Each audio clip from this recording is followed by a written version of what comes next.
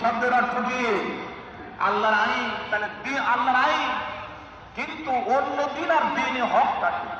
দিনে হকটা হলো ইসলাম। আল্লাহ বলেছেন যে দিনের অনুমোদন আল্লাহ দিলেন সেটা হলো ইসলাম।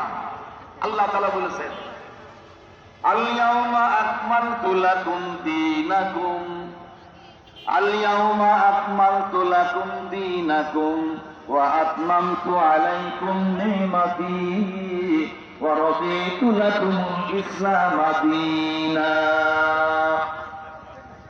বিদায় হজের ভাষণে সূরা থেকে 2.5 লক্ষ মুসলমানের সামনে সূরা মাইদা 3 নম্বর আয়াত আল্লাহ তাআলা করে বলে দিলেন আল-ইয়াউমা আকমালতু লাকুম দীনাকুম, আজকের দিনে আমি তোমাদের জন্য আমার দিনকে পরিপূর্ণ করে দিলাম। ওয়া আতমামতু আলাইকুম নি'মাতি, মানবতার জন্য যে আইন বিধান দরকার কোরআনে কারিমের ভিতরে দিয়ে আমি আল্লাহ তাআলা এই নিয়ম, এটা হচ্ছে দারুন মান্টাস। এটা আজকে বক্তব্য রাখবেন আমির হামজা সাহেব। ইসলাম দীনা, আর দিন হিসাবে আমি আল্লাহ তাআলা ইসলামকে মনোনীত করলাম। জোরে বলুন সুবহানাল্লাহ। তাহলে দিন হলো ইসলাম। আল্লাহ যার জীবন ব্যবস্থা হলো ইসলাম। ইসলাম ছাড়া অন্য দিন অন্য আইন রাষ্ট্রে মানা যাবে না। যারা মানবে তাদের ব্যাপারে আল্লাহ বলেছেন সূরা আলে ইমরানের 85 নম্বর আয়াতে ওয়া মান ইয়াবতাগি গায়রাল ইসলামি দীনান ফালান ইউকবালা মিনহু ওয়া হুয়া ফিল আখিরাতি মিনাল খাসিরিন।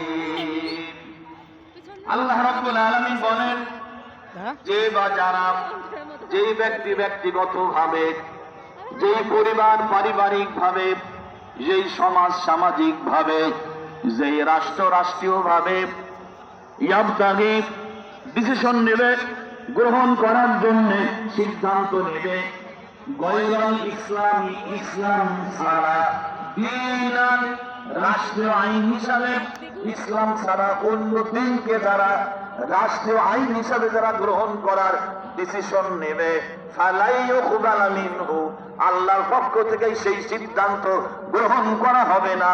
ওয়া হুয়া ফিল আখিরাতি মিনাল খাসিরিন, এরা হবে কিয়ামতের দিন ক্ষতিগ্রস্ত। সম্মানিত ভাইয়েরা আমার, দিনের আরো অনেক অর্থ আছে, আমি ওইদিকে গেলাম না। দিন শব্দের অর্থ হলো রাষ্ট্রীয় আইন। এখন আপনারা বলেন মুসলমানদের দিন রাষ্ট্র আইন, সে আইনের নাম হবে কি?